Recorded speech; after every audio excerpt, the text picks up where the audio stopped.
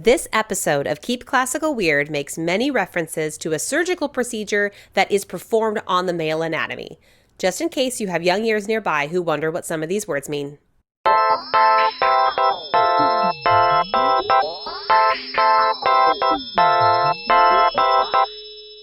Today on Keep Classical Weird, we get into one of the most bizarre, grotesque, and curious things that humans have done to other humans for the sake of art.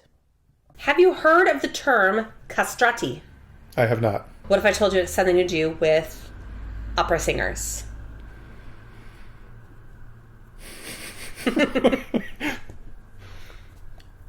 I don't know. Okay. Do you think castrati sounds like any sort of word in the English language? It does. What does it sound like? It sounds like castration. That's right.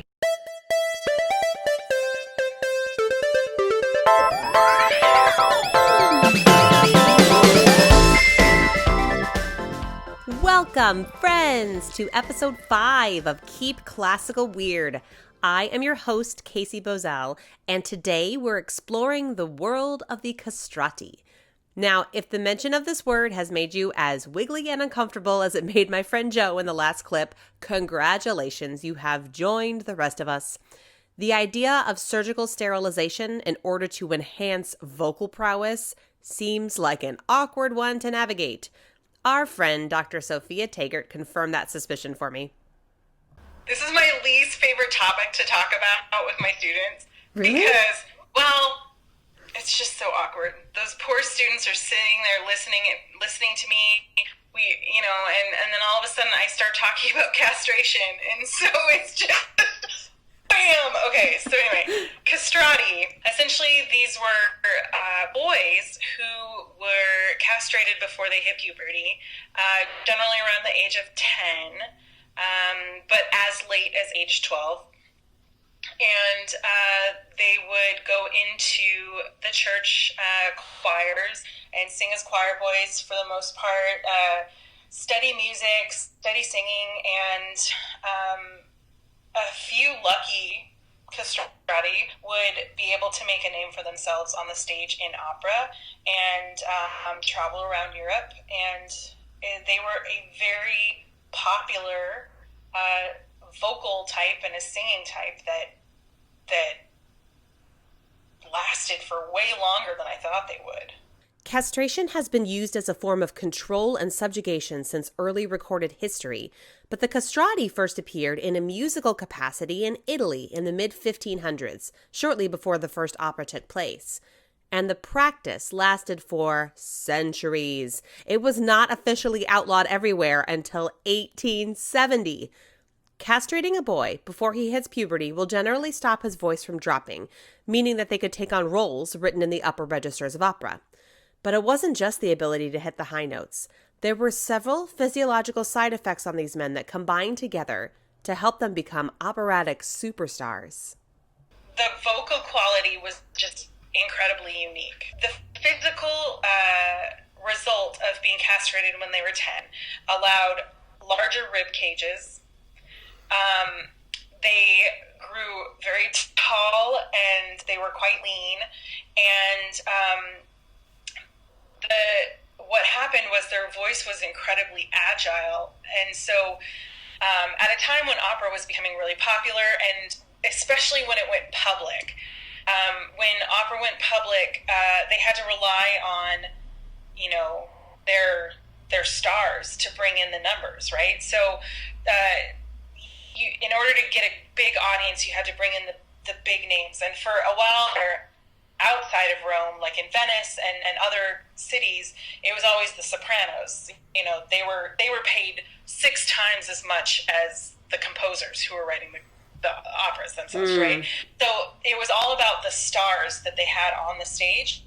And so what I assume is, although the sopranos were, amazing voices and what have you, I think as opera became more and more popular and it spread across Europe, the need to, be faster, louder, and better just kept getting, more expanded. Castration provided the opportunity for these bodies to become singing machines. Their abilities became an operatic composer's dream. humanity had come very close to figuring out a way to design an opera singer.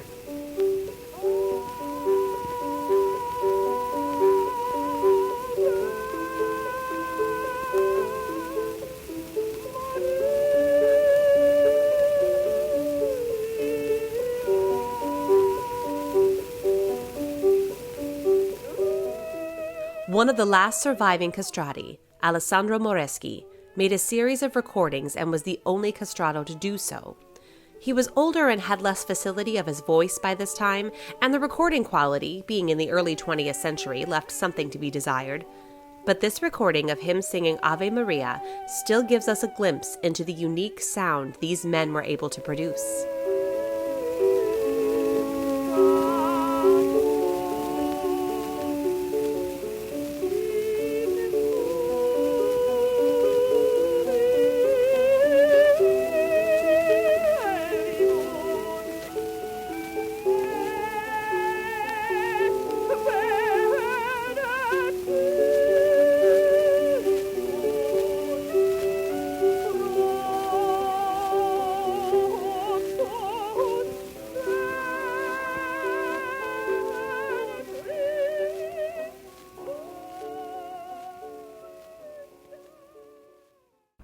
The phrases in castrato rolls are like incredibly long.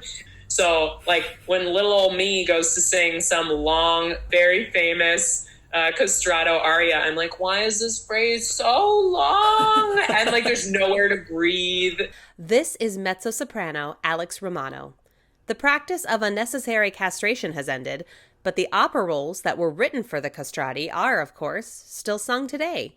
Sometimes you'll see them performed with men who have excellent facility of their high voice, but they're often performed by women like Aleks, with a similar vocal range to the castrati. In a lot of the cases of the most famous castrato singers, the vocal fluidity is incredible. So like Carlo Broschi, who's the Farinelli, like the very famous, there's a movie about him, you know, he's referenced in a lot of sort of more pop circles. His music in particular has these crazy, like 2-octave jumps and like, you know, crazy florid passages traveling over multiple registers. And you just kind of sign on for that virtuosity. There are several categories of operatic voice, and for context, I thought it would be most helpful to have them quickly defined. So here comes Aleks with a huge amount of information.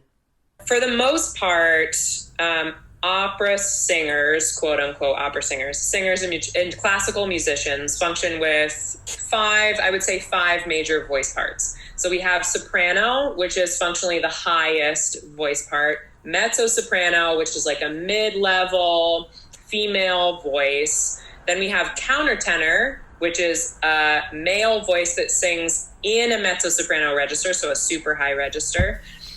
Baritone, which is like I skipped tenors. Oh, they'll be so mad. So under countertenor is tenors, who are the most important member of the vocal family, really because they sing all of the most famous arias, because they're the most incredible musician athletes. So we have tenors, and then baritones, and then basses at the bottom of the register. And then each of those has like select gradients, which talks about sort of how florid your music is, how many notes you sing in a particular phrase. So like for myself, I'm categorized as a lyric mezzo-soprano, which means I sing things like Rossini that requires a lot of notes, and it requires me to like use my whole range, and my voice is of a medium weight. So that's kind of, you know, there are certain vocal characteristics that lend themselves to where you fall. For the most part, I would say sex generally delineates some vocal characteristics, but the deciding factor is really a balance of comfortable range, which we call tessitura, and then timbre of the voice, like what I've been calling vocal weight. Aleks has sung major mezzo-soprano roles, specifically written for women, but her vocal category also means that she sings castrati roles. And there's one more gender-bending definition to include here.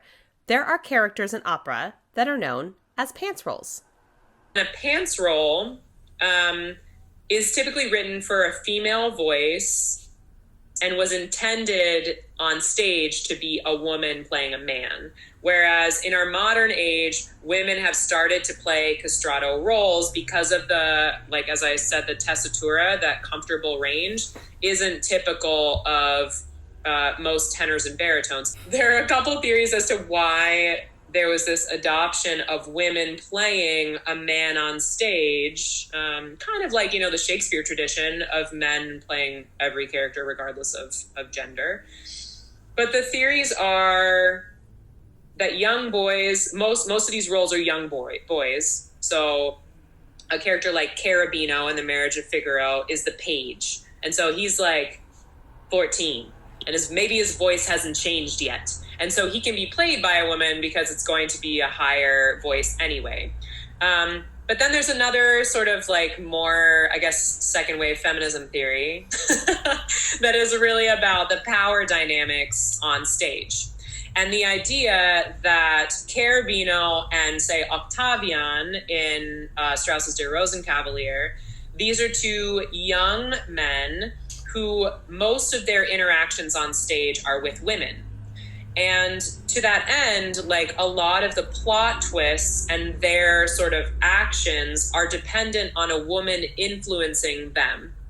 And so in order for the audience to believe that, it couldn't be a man on stage, right? In order for the audience, this is one of those like very subversive ideas that of subversively sort of sexist ideas. In order for an audience to believe that a woman could have power over a man, that man had to be functionally a woman.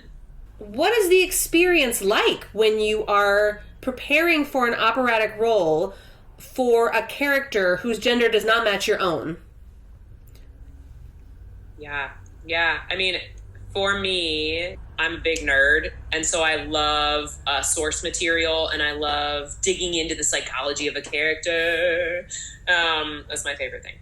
So when it comes to portraying a character whose gender does not sort of match my own, I really make an effort to actually, my inroad is literature. And so I read a ton of memoir specifically for this purpose, because I want to know what the articulated psychology is of a person in this position. So and there's a ton of memoir, thankfully. Like, this is a rebirthed genre that I have taken full advantage of. Because it means that I have access to anything from, a woman going through a particular experience to a man going through a particular experience, through, a trans journey through a particular experience. All of those things are articulated and available in a way that they haven't ever been before. And so that has really been my inroad, is literature and reading memoir and delving into the psychology of a character. Beyond that, my training was hard for pants roles, because often the fix, this is going to sound terrible, and I apologize to everyone who told me to do this in advance, but literally the advice was stick a sock in your pants and walk around for a little while. Right? Is that effective? I mean, I don't know what it would be doing. It doesn't actually change my thoughts about anything. Okay, so, and it goes back to that question of like, what are the physical attributes of gender? Is it really just the way that I walk? Is that the most important thing about gender? I mean, I disagree, but, and so that tool didn't particularly work for me. In The Marriage of Figaro, there's a scene where Cherubino has to dress up like a woman. And so, but he's already a woman, right? So we're in this like 12th night space. And as a woman playing a man who's dressing up as a woman, we're in this like crazy twilight zone of like, what is gender? Right. And what are the markers? Like, what are the tells, of gender, and how do we communicate them? Which to a modern audience is super interesting, because like, we have totally different perceptions about what that actually means.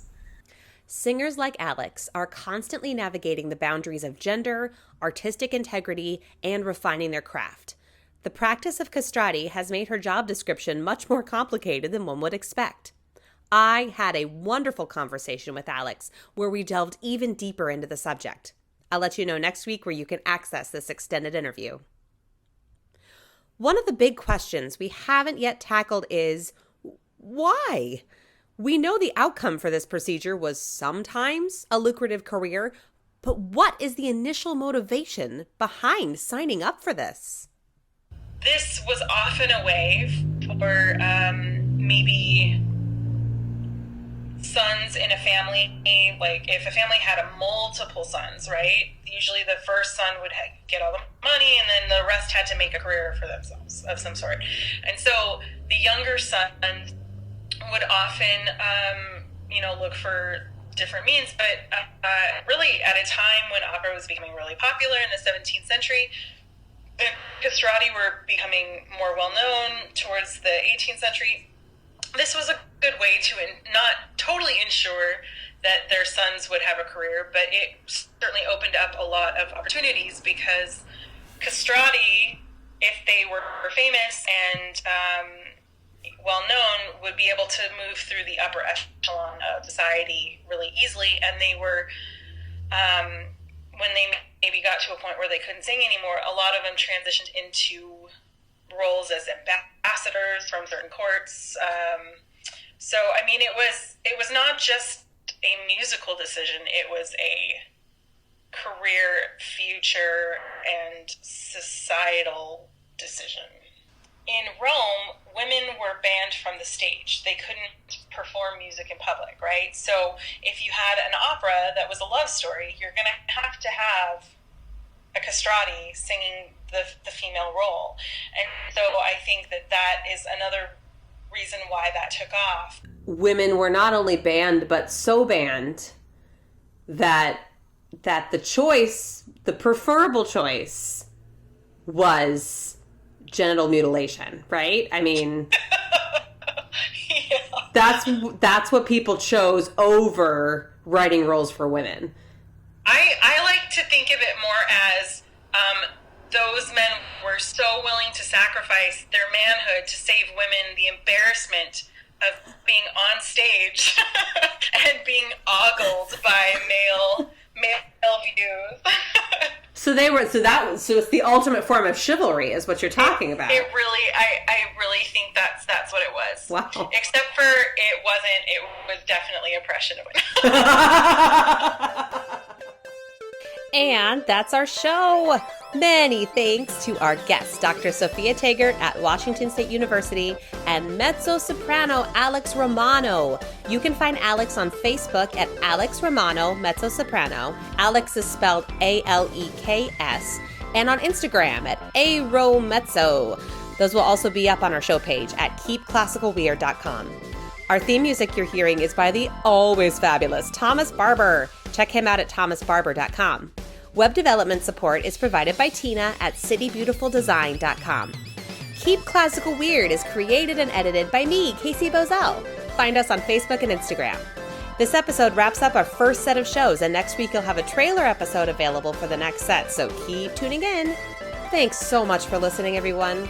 Stay safe and stay weird.